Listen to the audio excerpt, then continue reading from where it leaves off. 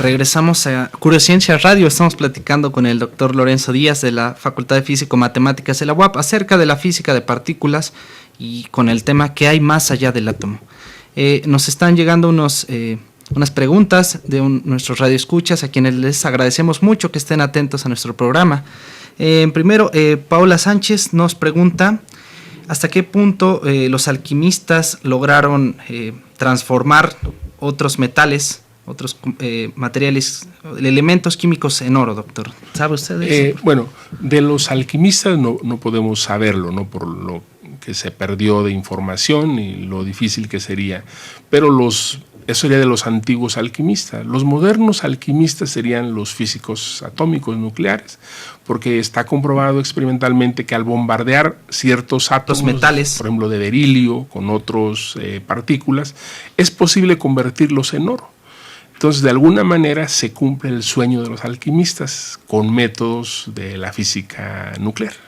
Y eso es algo que ocurre en el universo, ¿no? También, la misma interacción de los átomos, por ejemplo, en el Sol o en las explosiones de supernovas han sido responsables de crear los elementos cada vez más complejos, ¿no? Sí, sí. Es decir, que el sueño de los alquimistas, pues, de manera un poco distinta a la que ellos pensaban, pero es posible, ¿no? Sí, digamos, puede realizar. Posible. Claro que sí.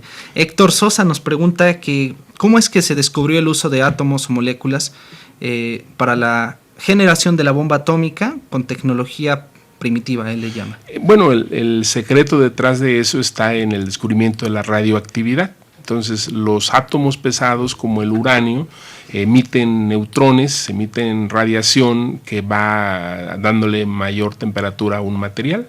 Entonces, realmente lo que se hace en una reacción, en un reactor nuclear, es una reacción nuclear controlada, en el que en un líquido se meten ciertas barras de material radioactivo que están emitiendo muchos neutrones y eso aumenta la temperatura.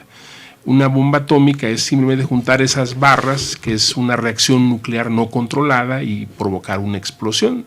De alguna manera, una vez que se desarrolló la idea, se entendió la radioactividad, la aplicación militar no era tan sofisticada, ¿no?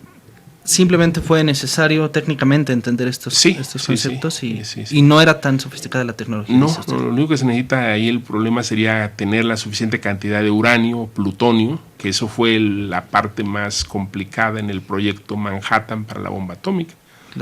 Claro que sí. También el mismo Héctor Sosa nos pregunta que si hay algo más fuerte, más potente que la bomba de neutrones. Bueno, de alguna manera lo que hemos explorado, hemos dicho que la dinamita, por ejemplo, sería energía química, que es del orden de miles de electronvolts. Luego nos vamos a la energía nuclear, que nos da millones de electronvolts, eso nos da la bomba atómica. No se han encontrado aplicaciones militares, pero a medida de que vamos explorando, sería una aplicación de explorar la física de partículas, que estamos explorando energías mayores. Eventualmente, si hay algún desarrollo, podríamos esperar que sí hubiese una energía mucho mayor que que existe en una bomba de neutrones. En realidad, la bomba más poderosa son las bombas de hidrógeno, porque son las que ocurren por fusión nuclear. Cuando se pegan los átomos y se forma un átomo más pesado, hay un faltante de masa, esa masa se convirtió en energía, y es mucha más energía que la de la bomba de fisión nuclear, en la cual se parten los átomos. Es lo que mantiene al Sol funcionando. Por ejemplo, ¿no? La reacción de fusión nuclear.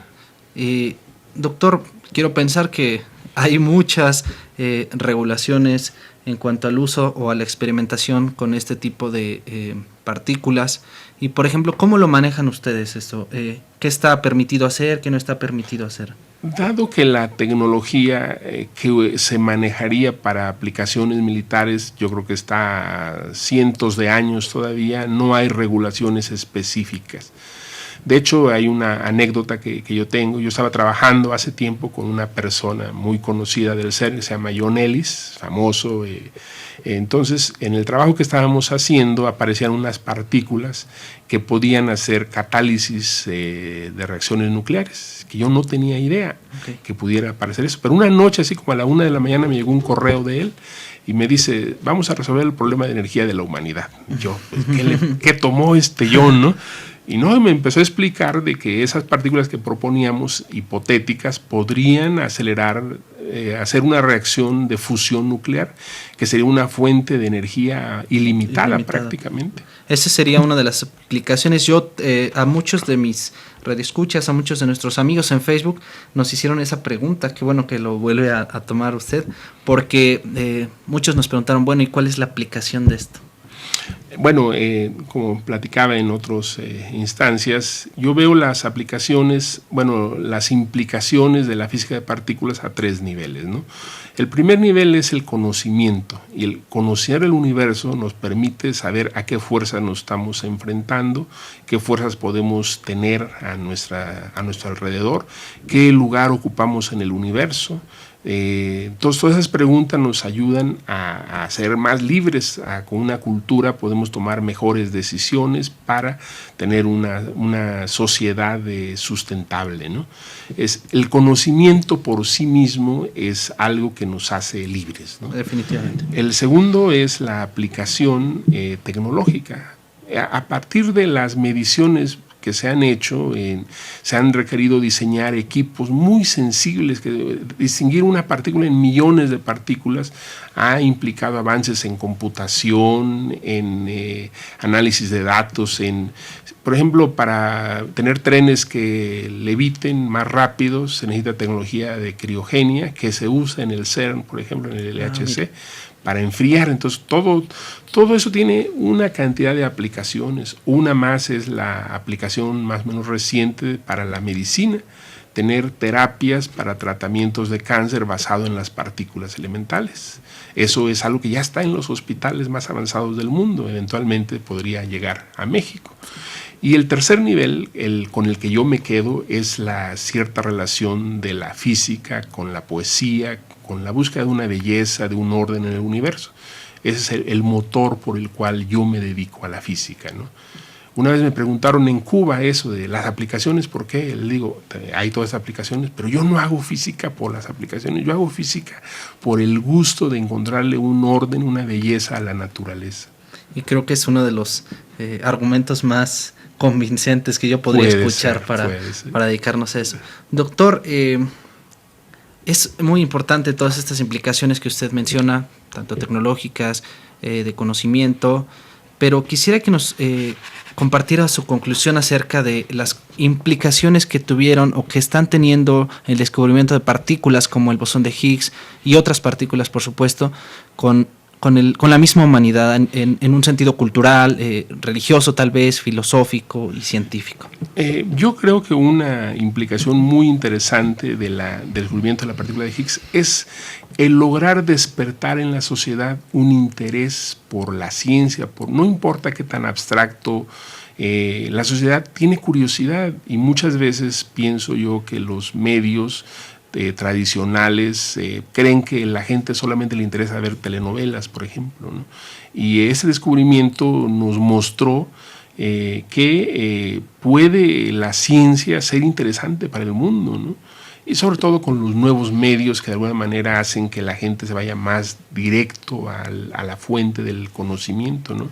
Desde el punto de vista de la institución, el CERN es una maravilla. Hay miles de científicos de todo el mundo trabajando en estos problemas que nos muestran que para los grandes retos que tiene la humanidad en el futuro, sobre el agua, el ambiente, la alimentación, quizás ese modelo sea el que debemos usar para trabajar para soluciones para toda la humanidad, ¿no? Entonces, eso nos prueba que es posible trabajar toda la humanidad para conseguir una gran meta, una meta muy ambiciosa. Eso es lo que yo rescataría y que quizás a nuestras instituciones en México les faltaría. El CERN tiene departamentos dedicados exclusivamente a eso, a la promoción, a la difusión por profesionales, ¿no? Quizás en México tratamos de hacer un poquito de todo y quizás es momento de pensar que se necesitan especialistas, ¿no? En los medios, en las instituciones, que haya diálogo también entre diferentes sectores, ¿no?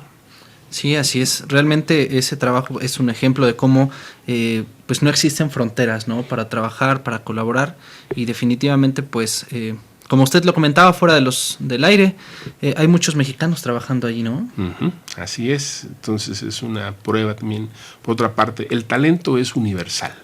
El talento está en todas las comunidades. Lo que necesita son las oportunidades, ¿no? Para que si repartimos la riqueza de México entre toda la población, no salimos de pobres. Pero si repartimos el conocimiento, nos vamos a dar la herramienta para salir de pobres. Definitivamente sí. Y doctor, como cada semana yo le hago la pregunta a nuestros invitados, me atrevo a hacerlo porque ese es uno de mis objetivos, también informar acerca de los espacios de trabajo que hay, los espacios y las oportunidades que puede haber para los jóvenes investigadores o los jóvenes que recién ingresan a una universidad. ¿Hay alguna posibilidad de que los jóvenes se acerquen con usted, con algún grupo de trabajo, alguna especialidad sí, en su... Todos los niveles 3 del SNI tenemos además un apoyo del CONACYT para otorgar becas directamente, hasta por 3 salarios mínimos.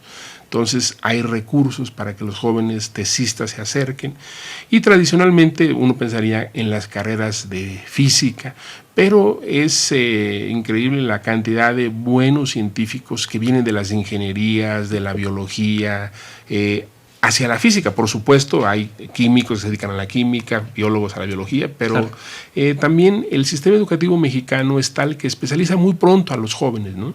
En otros países se especializan mucho después. Entonces hay gente que terminó la licenciatura en alguna ingeniería y realmente lo hizo porque no tenía toda la información de que realmente su vocación es la ciencia, la creación de conocimiento. Entonces para todas esas personas hay estas oportunidades de buscar su vocación verdadera, ¿no? Claro que sí. Doctor, de verdad fue un verdadero placer tenerlo aquí con nosotros.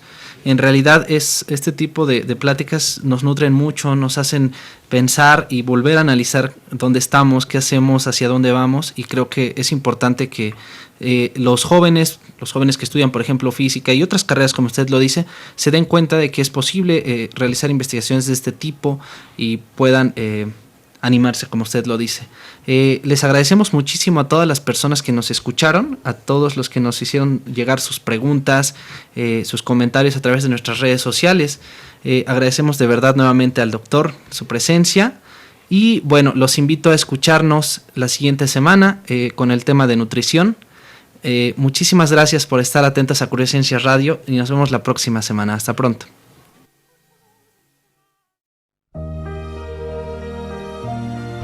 Bonjour, vous êtes à la chaîne internationale des saversinfin.com.